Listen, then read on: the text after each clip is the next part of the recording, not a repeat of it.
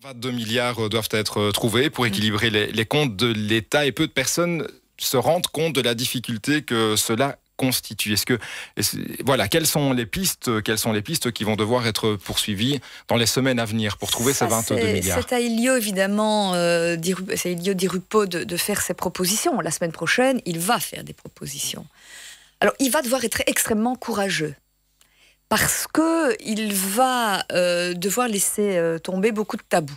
Pas comme je le lis dans la presse, hein. J'ai vu, je crois, dans Sud Presse, qu'Elio Di Rupo s'apprêtait à proposer que l'âge légal de la pension passe de 65 à 67 ans. Il n'en est pas question, et ça je le sais parce que j'en ai parlé avec lui. Mais il faut un allongement de temps de carrière. Il faut en tout cas que le départ effectif à la retraite, vous savez, il y a déjà beaucoup trop peu de travailleurs à 50, 55 ans. Donc il faut que pour les travailleurs entre 50 et 65 ans, qu'on augmente évidemment la présence dans le travail. Ça signifie que les prépensions, c'est fini? C'est fini alors les prépensions? Non, ce n'est pas fini les prépensions, mais il faudra certainement resserrer les conditions. Ça oui, mais il faudra être courageux en termes de dépenses, par exemple sur les prépensions, même en matière de chômage. Il faudra oser aussi en matière de recettes.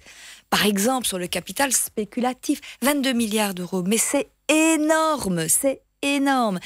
Or, on doit protéger notre société contre les spéculateurs. Il faut aussi protéger les générations futures, nos enfants, nos petits-enfants, pour éviter un scénario à la grecque.